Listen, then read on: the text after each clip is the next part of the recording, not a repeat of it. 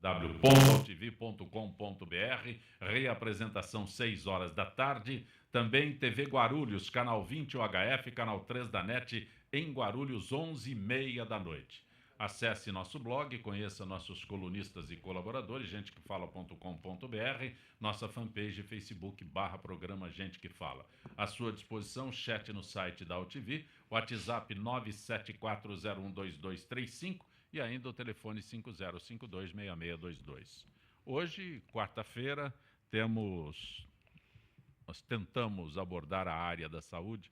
Conosco hoje, otorrinolaringologista, Dr. Levon Mectarian. Prazer tê-lo aqui, doutor. Muito obrigado, prazer é meu. Muito bom recebê-lo. Igualmente. O senhor é mestre em Ciências da Saúde e membro da Sociedade Brasileira de Rinologia e também a Associação Brasileira do Sono. Isso. Mas eu acho que eu ainda deixei de citar alguma. Tá bom, já tá bom. Graças, o principal. Tá bom. Também conosco o oncologista clínico, Dr. Fábio Schutz. Doutor Fábio, prazer tê-lo aqui. Obrigado, é um prazer estar aqui. É só anunciá-lo que é da Beneficência Portuguesa, Hospital São José e Instituto Espaço de Vida. Sim, eu trabalho na Beneficência Portuguesa, no Hospital São José de São Paulo. É que vocês têm tantas atividades, que eu acho que eu nunca informei tudo, como disse com o doutor Levon, acho que está faltando informação aqui. Também conosco, Sônia Palma, que é psiquiatra. Prazer tê-la aqui, doutora Sônia. Obrigada pelo convite. Eu estava com saudade de vocês aqui do programa. A senhora é da Associação Brasileira do Déficit de Atenção. Isso, do transtorno de déficit de atenção e hiperatividade, o TDAH. Transtorno do déficit de atenção e hiperatividade. Então, mas a sigla qual que é? TDAH. Ah, falta um T aqui, é isso. TDAH. Então falta um óculos. O próximo a gente chama o oftalmo para compor. Geriatra, gerontologista, Dr. Norton Sayeg. Prazer tê-lo aqui, Dr. Norton. Prazer, uma honra, um privilégio estar aqui com vocês novamente. Dr. Norton, o senhor é fundador da Associação Brasileira de Alzheimer e Idosos de Alta Dependência, é isso? Exatamente, e ex-presidente da Sociedade Brasileira de Geriatria. Como o senhor se identifica, geriatra ou gerontologia? E qual seria a diferença? Isso é uma diferença que a população muitas vezes desconhece. O geriatra é o médico, ou seja, só quem é médico pode ser o geriatra, que é aquele médico especializado em doenças dos idosos. Gerontologia é um ramo da filosofia que trata do envelhecimento sob todos os seus aspectos, sejam eles sociais, físicos, biológicos, psicológicos, etc. Então, nós temos nutricionistas que são especializados em gerontologia e, assim, todas as áreas do conhecimento, normalmente na área de humanas e de saúde. Dr. Levon, é possível conseguir uma forma de ter uma boa noite de sono? Sim. Existe várias situações que são importantes e são envolvidas. Mas e as pessoas que não conseguem simplesmente deitar e dormir? Exato. O diagnóstico é o mais importante sempre. Existem muitas patologias que corroboram para o paciente não dormir. Existem as mais comuns, a insônia, a parassonia e o que eu tenho me dedicado mais nesses últimos 10 anos é com os distúrbios respiratórios do sono, que é a apneia, o ronco. Isso está dentro de uma porcentagem da população muito grande mundial. Então, essa é a área que eu tenho me dedicado e procurado ajudar, porque isso atrapalha muito. O ronco normalmente atrapalha quem está junto, do lado. Mas ele está mostrando, ele é o alerta de um outro problema que é a apneia do sono. Esse é um problema sério e grave. Mas quem dorme, eu, por exemplo, não ronco. Você sabe se não ronca? Eu nunca ouvi. Não, então, existe um exame para fazer. A polissonografia, você vai saber se você ronca ou não. Interessante. Não basta apenas a identificação, não. É possível outra forma. Tem o exame, a polissonografia, é feito no laboratório do sono.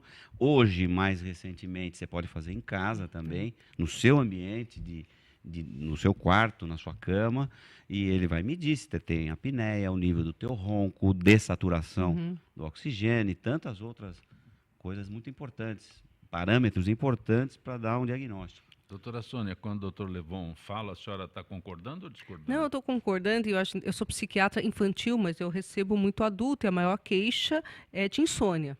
Né? Aí na entrevista que você vai descobrir que por trás tem uma depressão, tem outros quadros psiquiátricos, mas a queixa inicial é insônia. E o que tem me preocupado é que as crianças, principalmente adolescentes, hoje, com muita queixa de um sono não reparador, menos horas, sonolência diurna, né, ligadas a vários fatores. Mas na prática da psiquiatria, é uma das queixas mais comuns em adulto. Né? Mas, doutor Levon, imediatamente as pessoas, quando dizem que tem problema de insônia, culpam o colchão, o travesseiro. O trabalho, o excesso de trabalho. Eu costumo colocar muito bem para os meus pacientes. O ser humano, nós somos feitos para trabalhar mesmo, para ter estresse no trabalho. Nada é fácil. Só que à noite, quando você vai, deita, é obrigatório descansar. E levantar para o dia seguinte para mais uma jornada de trabalho. Então, a maior parte das causas a gente vai tirando na história. Você vai tirando da frente. Então, não, porque eu trabalho muito. Tá, tudo bem, mas... aí você, eu durmo, que hora você vai dormir? Vou dormir, não tem horário para dormir. Pronto, já é um problema. Já é um fator, agravante. Já é um agravante. Vocês dormem no mesmo quarto? Isso é muito importante hoje em dia. Tem casais que dormem em quarto separado. Eu queria chamar a atenção para um ponto, para minha parte da minha clientela, que é basicamente de idosos, que existe um quadro de perda de memória devido à depressão. E esse quadro de perda de memória devido à depressão gera insônia.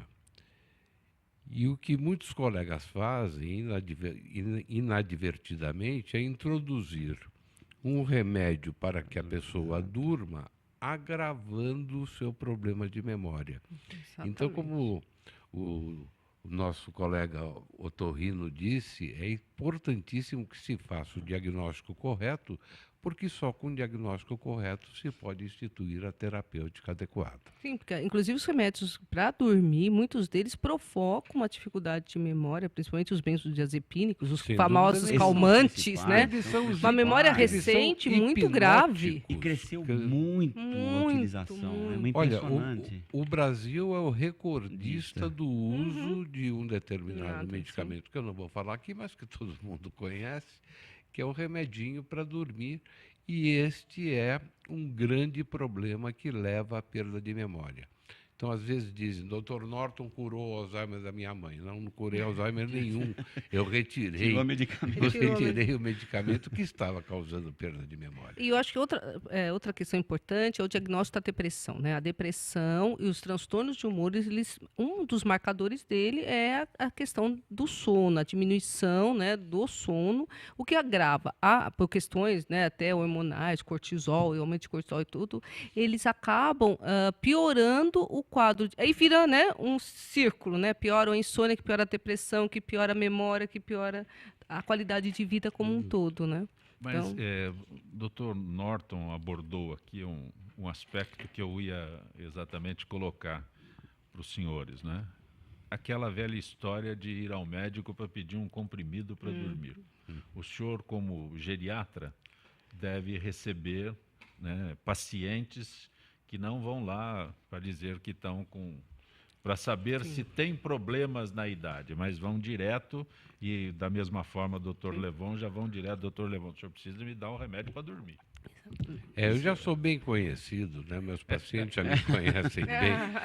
Não vai dar Que- nada vai dar ali. nada. Que pra tomar. receituário azul não está em cima da minha mesa, que tarja preta para pessoas com mais de 60 anos, só excepcionalmente por períodos muito curtos de tempo, porque o que você acaba fazendo é o que nós chamamos em medicina de iatrogenia, ou seja, você acaba causando mal problema. ao seu paciente. Então, uma brincadeira que se faz entre os médicos é, se você quiser perder o teu paciente, não dê a receita azul, mas eu prefiro correr esse risco e resisto firmemente, discuto com o paciente o porquê da insônia, no sentido de prover o tratamento que lhe faça bem, não que lhe faça mal. É muito importante um aspecto que eu vou colocar aqui. Por exemplo, o paciente não dorme, ele tem. Vou trazer para a minha área. Tem um desvio de septo que causa uma obstrução nasal terrível à noite. Ele abre a boca para dormir, isso vem cronicamente, ele tem apneia e acorda cansado no dia seguinte. Então, para dormir, já perdeu os horários, então não dorme direito, acorda, sono interrompido, daí ele vai num clínico geral e fala, não estou dormindo. Aí ele recebe um benzodiazepínico, ele vai piorar e muito a apneia dele.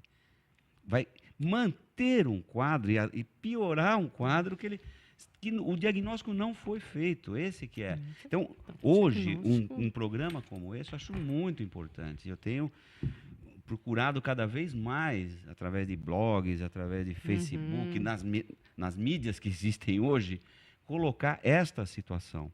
Diagnóstico não é tudo jogado numa situação em que um comprimidinho vai resolver. Na maioria das vezes vai piorar. Os senhores são profissionais extremamente conscientes, né? Mas eu os procuro porque eu quero um remédio para dormir.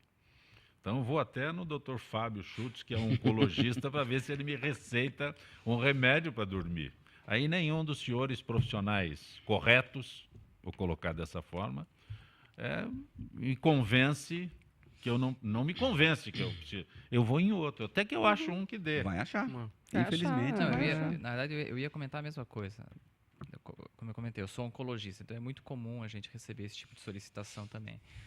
E por vezes eu acabo dando, porque os pacientes, muitas vezes, Mas com é outro câncer, estágio, eles né? acabam Outra tendo situação. dificuldades de insônia, acabam tendo depressão, então acaba dando. Eu não uso tanto os benzodiazepínicos, eu uso mais os que não são tarja preta,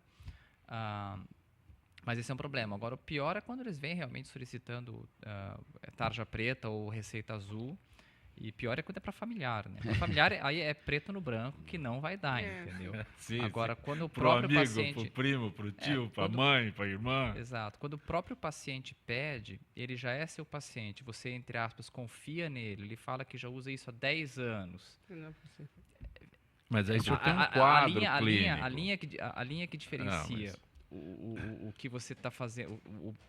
Mas, você doutor Fábio, a boa medicina, é um tá paciente... sendo maldoso, não, mas não é esse o aspecto. É um paciente teu, o senhor tem o quadro clínico dele, então o senhor age de acordo com o que o senhor conhece do paciente. Mas eu digo aqueles que vão lá e saem com receita para mãe, para tia, para irmã. É que isso não chega na minha mão, né? Eu até queria... chega na minha mão, geralmente Eu até queria perguntar, eu sugiro e até meio pressiono os meus pacientes com questões de insônia, para que eles façam algum tipo de relaxamento, meditação, yoga, isso ajuda, né? Ajuda. Gasto energético, né? Andar, correr. Então, tem o que a gente chama da higiene do sono, isso faz parte, então como o professor Saeg falou também, por exemplo, tem pacientes que fazem academia à noite. Isso é... É óbvio que vai piorar, vai ficar ligadão à noite ainda. Né? A endorfina vai estar lá em cima. Então, quer dizer, essa higienização é importante.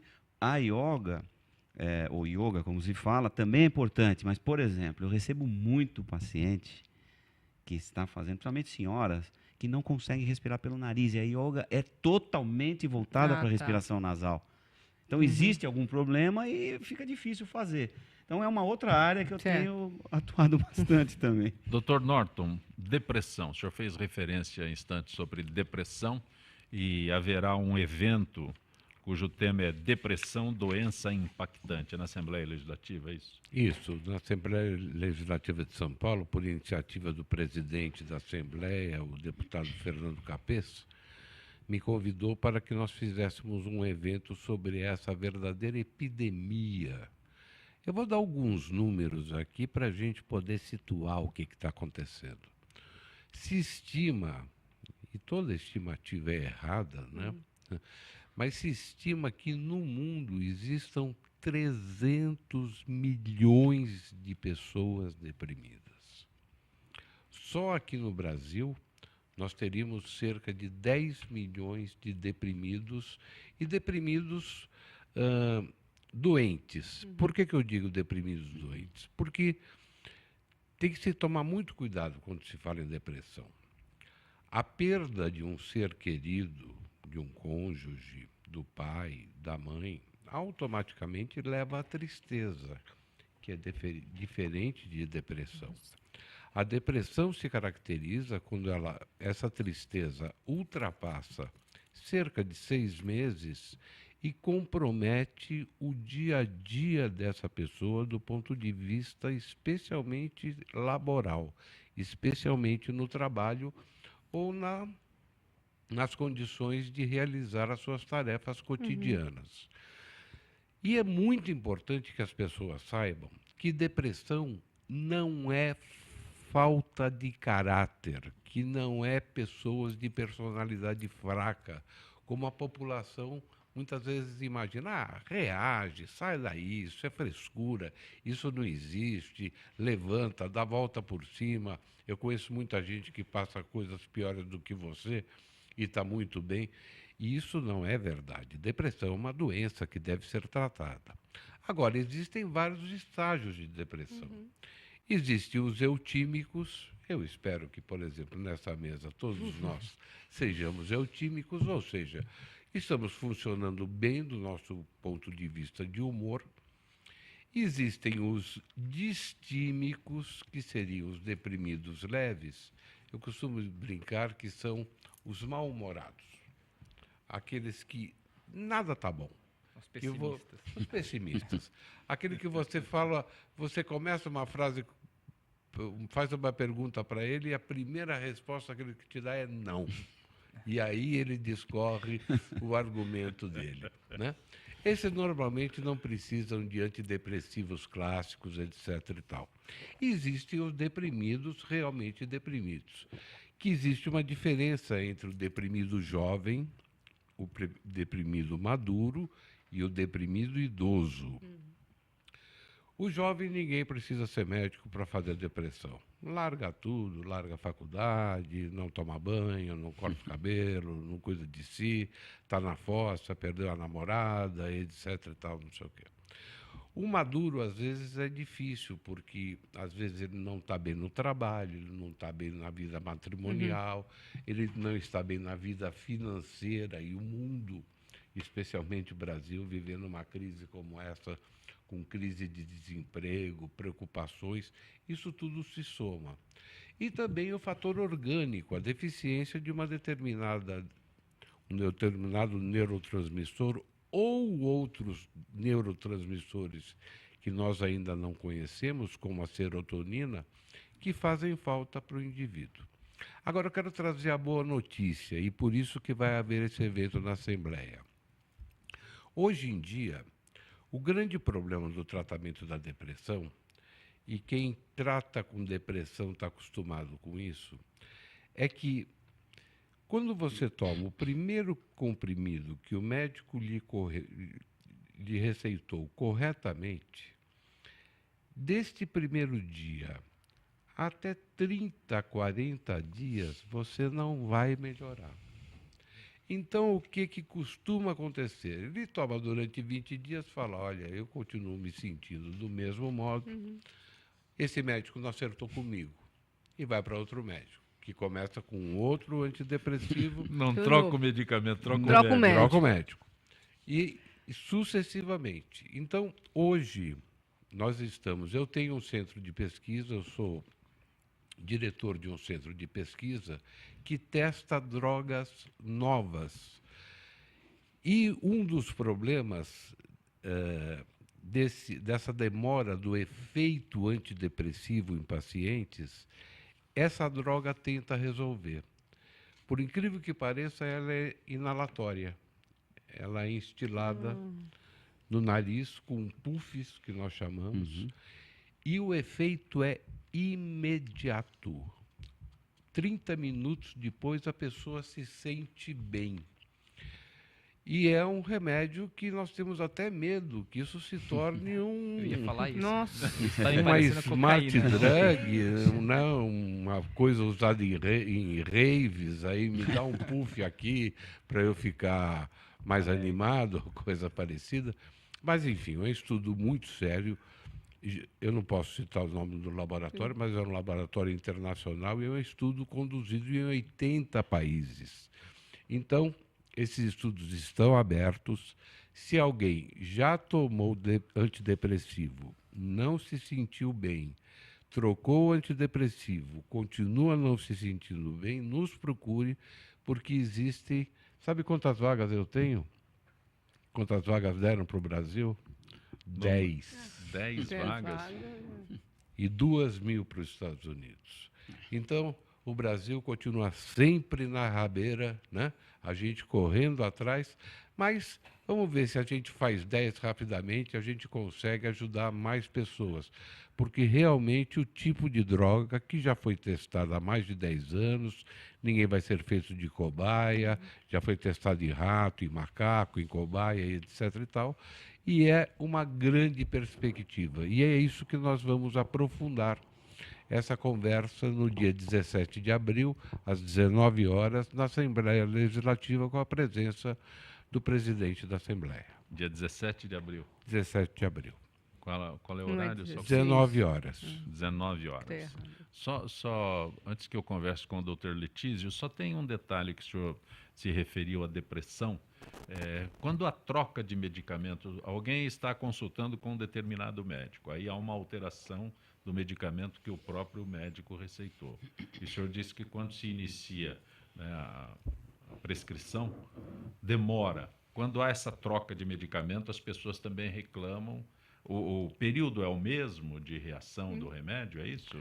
Existem alguns antidepressivos antigos que você tem Toda que... vez que troca, você começa um novo tratamento. Isso, Essa é uma questão complicada. Mas hoje em dia praticamente são antidepressivos muito antigos que você precisa lá fazer um processo de descontinuação lenta por causa de efeito rebote, etc. e tal. Mas Hoje em dia troca, isso né? praticamente não existe mais.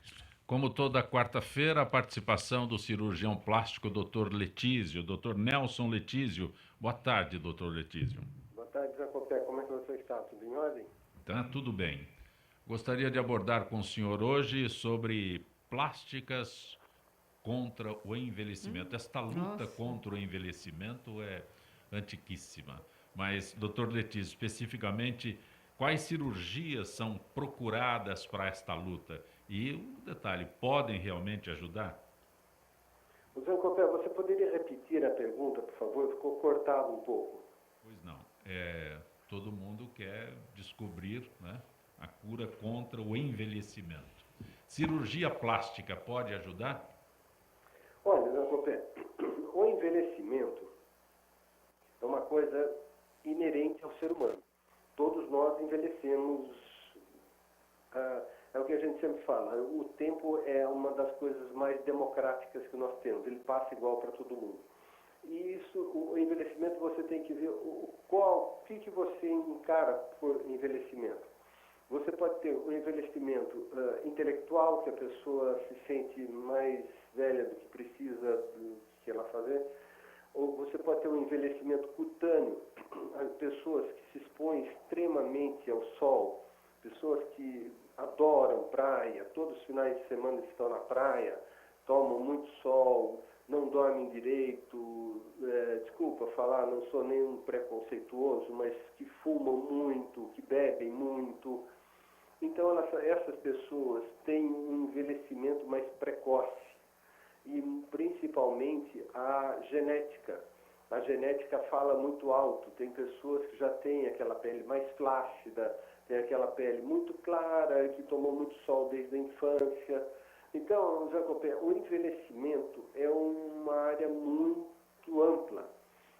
Cirurgias para melhorar o envelhecimento tem sim, existem cirurgias específicas, por exemplo, para envelhecimento facial. Você pode melhorar o aspecto da pele com algum tipo de peeling, com um tratamento com laser de CO2, com uma série de coisas. quando existe uma flacidez do tecido, uma queda da musculatura, a presença de bolsas palpebrais, que dão aquele aspecto meio cansado, meio envelhecido, você tem cirurgias para remoção dessas bolsas, para recolocação dos músculos nos lugares mais adequados. Então, por exemplo, na região cervical, que é a região do pescoço, você tem aquele excesso de gordura que pode ser lipoaspirado, a flacidez do músculo platisma, e você tem que fazer uma aplicatura do músculo. Então, realmente, o envelhecimento engloba uma área muito grande. E a cirurgia plástica realmente é um coadjuvante muito grande para que você consiga não coibir esse envelhecimento, mas você consegue, é como se fala, não existe cirurgia de rejuvenescimento, ninguém fica mais novo. Você melhora a aparência do paciente, você melhora a disposição do paciente, você melhora o aspecto físico do paciente e, consequentemente, ele melhorando a autoestima, ele melhora o seu aspecto psíquico. Então, tudo é englobado na Copé. E, realmente, a cirurgia plástica é um dos coadjuvantes que pode melhorar uma boa aparência do paciente. Doutor Letísio, eu agradeço a tua gentileza com o nosso Gente que Fala. Uma boa tarde. Boa tarde, saúde e paz para todos. Gente que Fala retornará em instantes.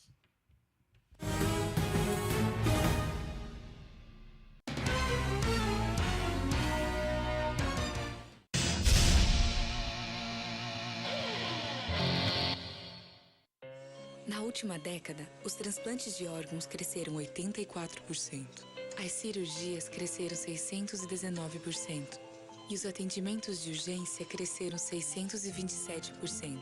As doações de sangue precisam acompanhar esse crescimento para atender a milhares de pessoas que dependem da sua solidariedade. Esse gesto está em suas mãos. Seja para quem for, seja um doador. Procure um Hemocentro mais próximo.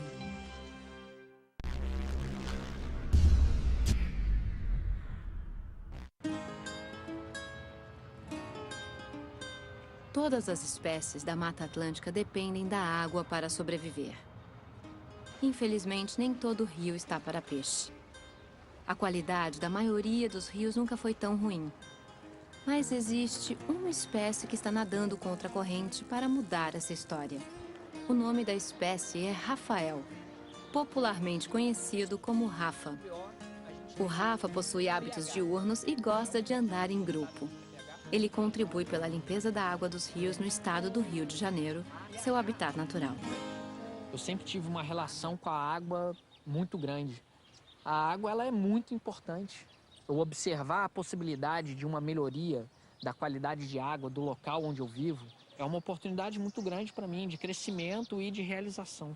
O projeto Observando os Rios é um programa que ele busca voluntários para analisar um ponto de um determinado curso de água e, a partir daí, fomentar um banco de dados virtual de acesso ao público. Só de você fazer qualquer tipo de sensibilização com um indivíduo, você já deixou um legado. Aquela pessoa, ela é um potencial educador, a gente já ganhou com isso. O Rafa é uma espécie fundamental na proteção dos rios da Mata Atlântica. E você, está no mesmo barco? A sua espécie já está catalogada? Acesse gpsmataatlântica.org.br e conte o que você faz pela Mata Atlântica.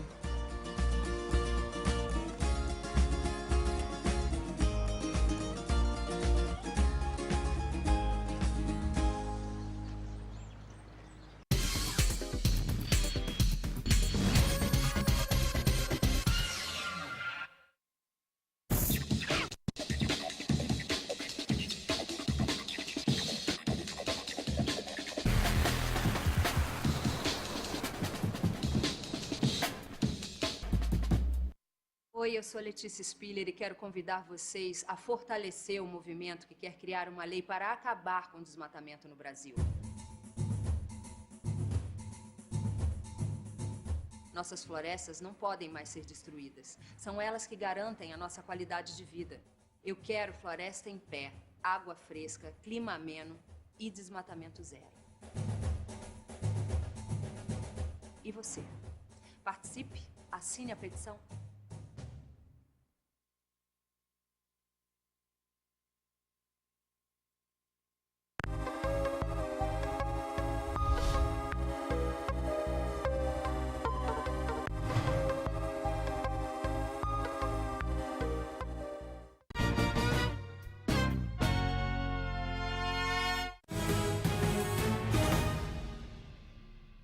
com gente que fala pela Rádio Trianon, AM 740 São Paulo, Rádio Universal, AM 810 Santos, AltV, www.altv.com.br, reapresentação 6 da tarde, TV Guarulhos, canal 20 UHF, canal 3 da NET em Guarulhos, 11h30 da noite. Nosso blog, gentequefala.com.br, nossa fanpage, Facebook/programa Gente que Fala. Conosco hoje, otorrinolaringologista, Dr. Levon Mectarian, também o geriatra gerontologista Dr. Norton Sayeg, o oncologista clínico Dr. Fábio Schutz e a psiquiatra doutora Sônia Palma. Como é que é o nome aqui? TDAH. TDAH. É, Associação Brasileira. Na verdade, é a Associação Brasileira do Déficit de Atenção, chama ABDA, né? Que é uma associação que congrega médicos, psicólogos, todos os profissionais que fazem o diagnóstico e tratam, né, do transtorno do déficit de atenção e hiperatividade, que é um transtorno bastante prevalente na infância, chega em algumas pesquisas até a 3 a 4% das crianças em idade escolar. É caracterizado, então, por desatenção, por impulsividade, por hiperatividade, que tem um comprometimento significativo na escola, em casa e no ambiente familiar, né? Doutora Sônia Palma, quando a senhora se refere à infância, à escola, a integração de uma criança na escola, hoje em dia, antes as crianças praticamente conviviam, né? Próximas desde o início da vida, agora... De repente alguém é colocado numa escola em outro lugar. Aliás, o que o governo do estado está fazendo é exatamente isso, né? Deslocando crianças de regiões para escolas distantes, né? E quando há essa não integração, posso colocar dessa forma? Pode. Como é que os pais conseguem superar isso? Então, parece um tema fácil, mas ele é muito complexo, porque as crianças, em geral, elas deveriam se adaptar às mudanças, né? Os adolescentes, crianças pequenas e adolescentes têm como característica essa questão da plasticidade, né? Elas podem se adaptar a vários lugares. O que eu tenho percebido, tanto na prática privada como nos estudos, é que essas crianças, por conta de diferentes problemas hoje, inclusive psiquiátricos, depressão, ansiedade, transtorno do pânico, fobia social, elas quando mudam de escola, ou às vezes nem precisa mudar de escola, o que as escolas às vezes estão fazendo agora é no final do ano, eles misturam as classes do mesmo ano e no ano seguinte eles dividem aleatoriamente. Então, você estava comigo, semana que vem eu estou com ele, no outro ano eu estou com ele. Não tem nenhum critério para juntar ou agregar essas crianças. Isso também, você não muda de escola, mas muda de grupo. Isso, muitas vezes, traz à tona as dificuldades de cada criança, de cada adolescente, que são dificuldades pessoais, a meu ver. Né? Se uma criança é bem adaptada, ela vai mudar, no recreio ele encontra o amiguinho dele, o coleguinha dele. Mas tem crianças que ficam realmente com o que a gente chama até de ansiedade de separação, né? Eles ficam muito ansiosos por se separar do professor, por se separar dos colegas e tudo.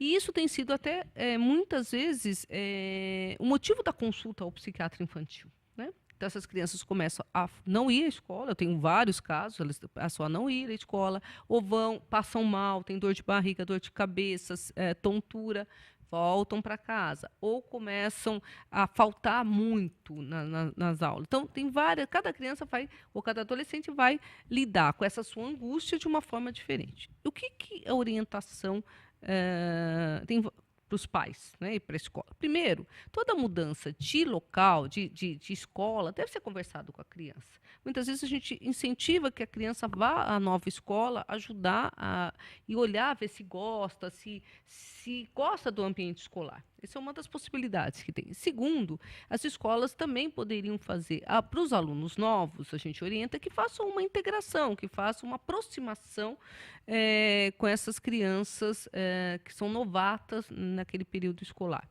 E olhar se essas crianças, qual é realmente a dificuldade dessa criança. É só uma questão de não querer, uma dificuldade de não se integrar, ou tem um outro quadro por baixo, uma ansiedade, uma depressão, uma baixa autoestima, né?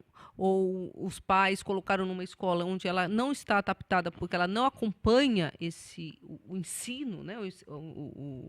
As dificuldades, apresenta muita dificuldade no aprendizado, ou quando muitas vezes os pais trocam, é uma escola onde o nível socioeconômica é muito diferente. Hoje, com a questão da crise, muitas crianças saem da escola particular e estão indo para a escola pública. E isso tem causado uma bastante também dificuldade.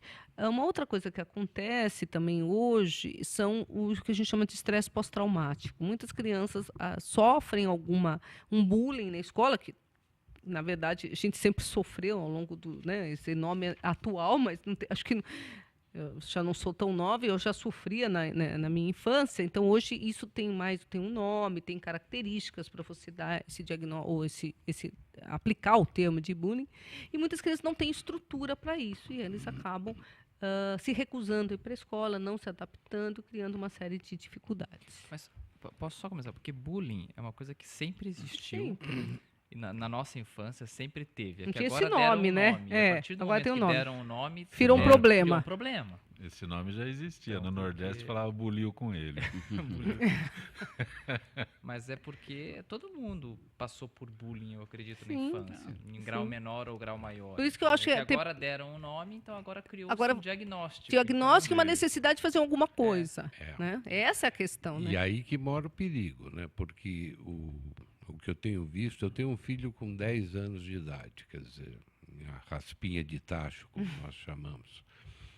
E ele enfrenta como os amiguinhos as questões de bullying, etc. e tal, mas ele administra muito bem isso. Mas o que eu tenho visto, e ele frequenta uma escola de altíssimo padrão, é a medicalização de casos que seriam, na minha opinião, resolvidos de uma forma mais amena. Sim, com uma terapia, Com uma terapia. conversa. Mas as próprias escolas, mesmo as muito bem qualificadas, eu acho que faz falta determinado tipo de profissional que trabalhe isso de uma maneira mais intensiva, porque essa escola em particular costuma dizer assim: vocês cuidem da subsistência dos seus filhos na família, que quem educa somos nós, que é um conceito errado, na minha opinião. Sim. Acho que quem educa é pai, mãe e família, né? E escola ensina. Mas o que eu tenho visto é muito garoto da idade dele que vai a psiquiatra e é medicado com essas siglas aí de bullying, TDAH, etc. Então, mas eu acho que eu preciso fazer uma colocação até para esclarecimento. Eu acho que a questão não é medicar. A questão é o mau diagnóstico. Se você faz um diagnóstico incorreto, ou se você não escuta essa criança e não entende qual é o contexto do quadro dela, você acaba medicando coisas que não são. Mas se a criança realmente não tem por que não medicar corretamente dentro dos prazos que a gente tem, com as medicações seguras que nós temos, e sempre associar orientação de pais, orientação para a escola, psicoterapia para a criança, né? Porque muitas vezes a questão psiquiátrica, mas também tem pais que não se conversam, pais autoritários, dificuldades de aprendizado, outras coisas. Por isso que a psiquiatria infantil, ela vem da pediatria e vem com essa noção, vem nessa noção de olhar a criança globalmente. O psiquiatra não é o cara que dá receita, o psiquiatra infantil não é o cara que dá receita para criancinha pequena. O psiquiatra é o cara que vai olhar essa criança e vai ver quais são as necessidades dele. E muitas vezes elas saem do meu consultório, sem receita, mas com encaminhamentos outros, de fazer uma avaliação neuropsicológica, de procurar um terapeuta familiar, né, e conversar com a escola. Eu converso com um orientador na escola. Então, eu acho que a má prática, e eu acho que tem em todas as nossas... né, uma prática existe, e a má prática não pode ser confundida com medicalização excessiva, tá? Ou com medicalização. Dr. Fábio Schutz, o que é o Instituto Espaço de Vida? O Instituto Espaço de Vida é uma organização que... Patient Advocacy Group. Ele tem o objetivo de melhorar o acesso dos pacientes às novas medicações e dá dados e ensina os pacientes a como ter o melhor acesso à sua saúde. Especificamente, no caso do Instituto Espaço de Vida, é mais com o câncer. E tem uma grande parceria com o câncer de rim, que é essa parceria com a qual eu faço parte, de tentar conscientizar a população e tentar também orientar os pacientes que têm câncer de rim a como lidar com a sua doença e como ter acesso aos melhores tratamentos da sua doença. E essa campanha, todo rim tem sua história, é correto isso que eu... Então essa foi uma campanha que foi feita ontem em frente ao metrô Clínicas, próximo do Hospital de Clínicas, e ela tinha o objetivo de orientar e conscientizar a população.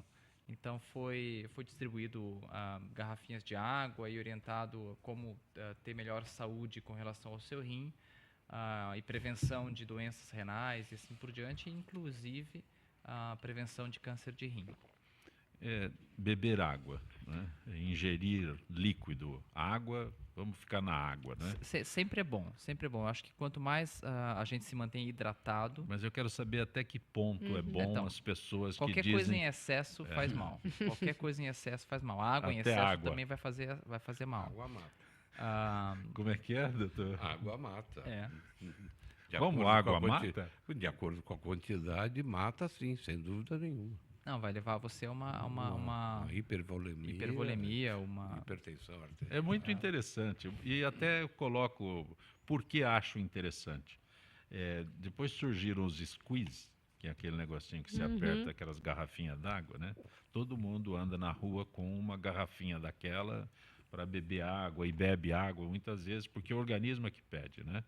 O organismo é que diz a você que você está com sede porque você tem falta de água, né? Mas hoje as pessoas se habituaram a tomar água e o Dr. Norton diz água mata. Não, um minutinho. Não, mas é interessante isso, precisa esclarecer. Porque, veja, à medida que nós envelhecemos, os nossos mecanismos de alerta também diminuem. Ou seja, o seu organismo pode estar precisando de água e você não sabe.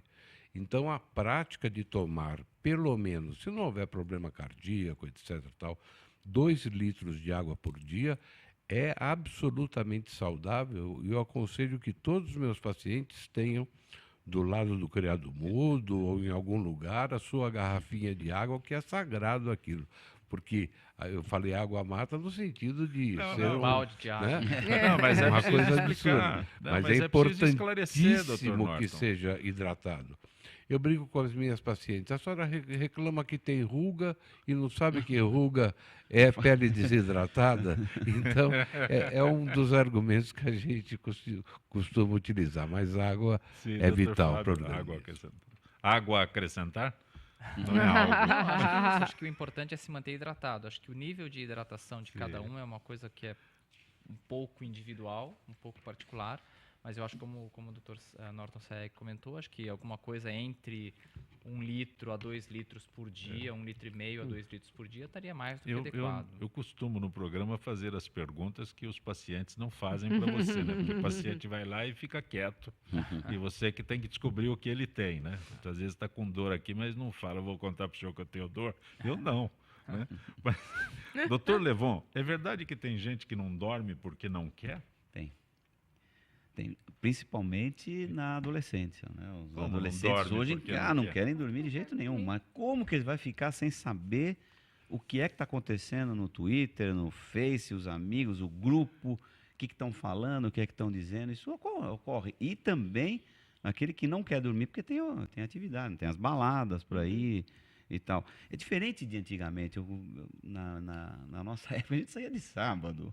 Eu só ia sábado à noite, ia no cinema, depois eu falo baile e meus filhos morrem de rir hoje. Ia na boate, que boate, pai? Hoje é balada. Hoje não, hoje é durante a semana. É terça, é quarta, é quinta, é sexta, é a hora que for, a hora que tiver.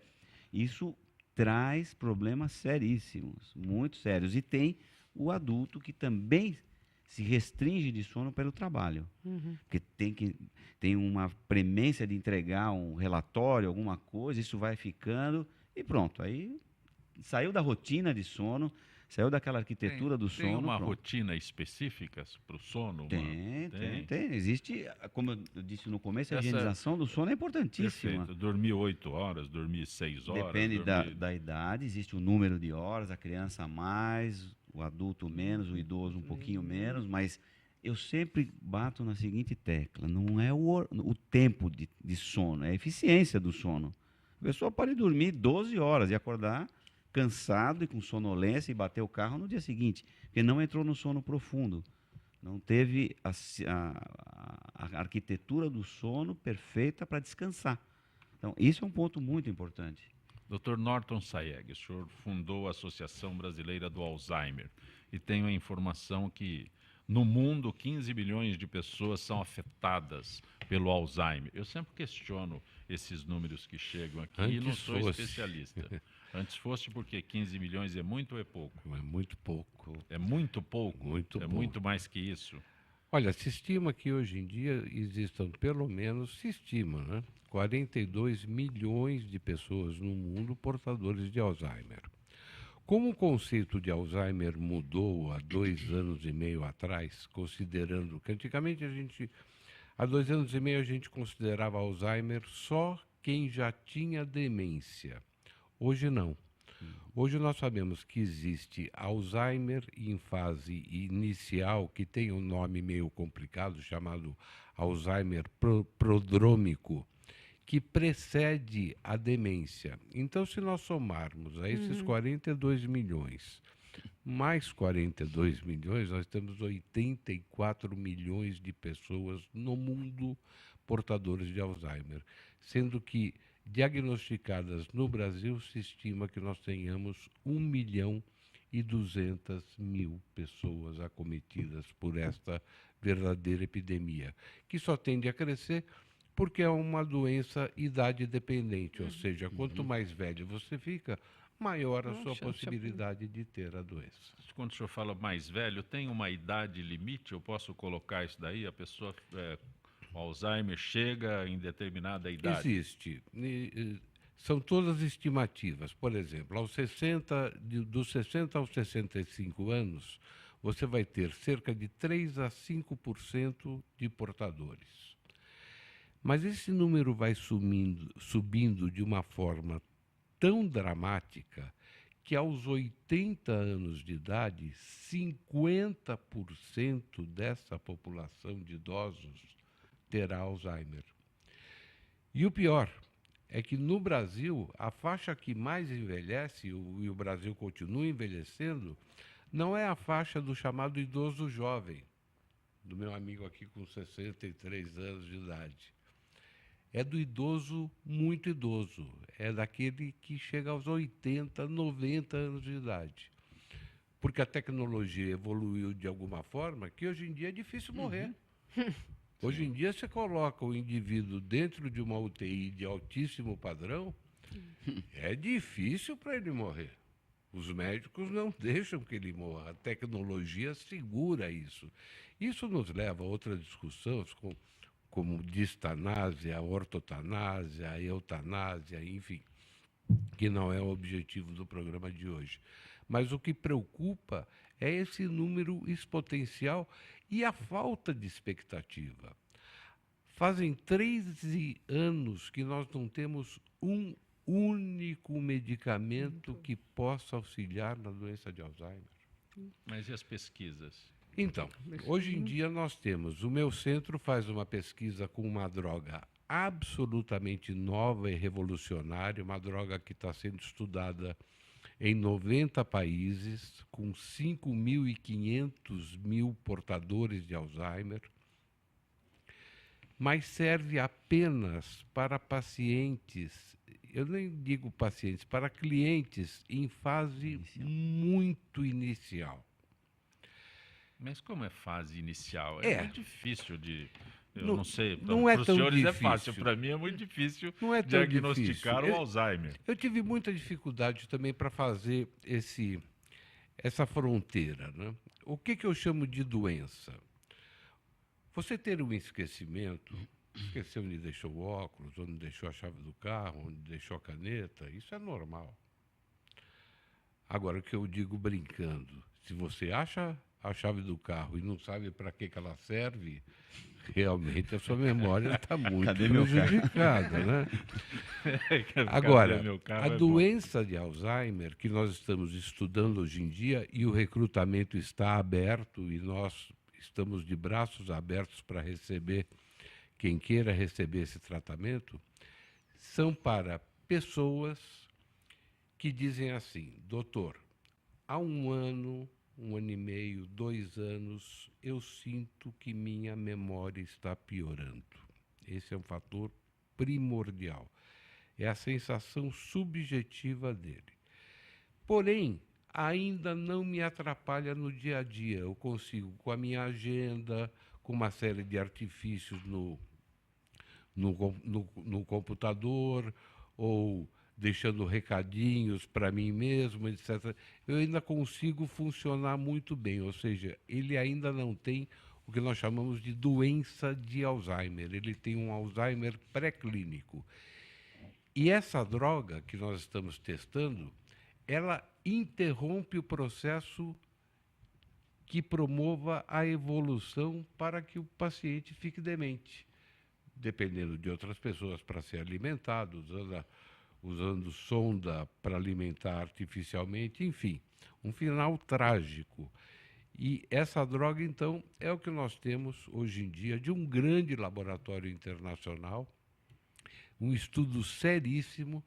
O estudo é tão sofisticado, para você ter uma ideia, que nós vamos levar um grupo de brasileiros, de pacientes brasileiros, para outro país para fazer um determinado exame que ainda o Brasil não faz. Nós estamos no finalzinho do nosso Gente que Fala. Tem alguma forma de entrar em contato direto com o senhor? Uma página? Ou... Olha, se jogar meu nome no Facebook Dr. ou no Norton Google, Sayeg. Norton Sayeg, eu tenho certeza que vocês vão me encontrar. Existe meu site chamado www.alzheimermed.com.br e nós estamos lá com todas as informações e à disposição de todos os seus telespectadores. A palestra Depressão, Doença Impactante, será que dia? Dia 17 de abril, é gratuita. 19 horas. Forneceremos o certificado às 19 horas com a presença do deputado Fernando Capês. Na Assembleia Legislativa. Doutor Fábio Schutz, como a gente localiza o senhor?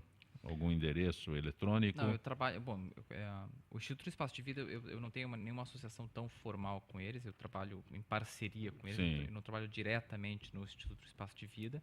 Eu atuo mais como médico oncologista no Hospital Beneficência Portuguesa de São Paulo e no Hospital São José, que é anexo à Beneficência Portuguesa de São Paulo.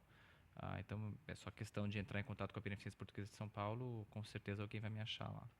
Doutor Levon Mectarian, tem um endereço onde a gente possa localizá-lo? Quando está acordado? Site do Ronco, site do ronco.com.br e levonotorrino@gmail.com. Levon Otorrino, @gmail.com é o meu e-mail.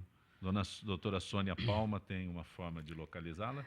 Por e-mail, é o soniamm.palma@hotmail.com. Esse MM é de Maria Mota. Sônia Palma, Maria Mota Palma. Então é soniamm.palma@hotmail.com.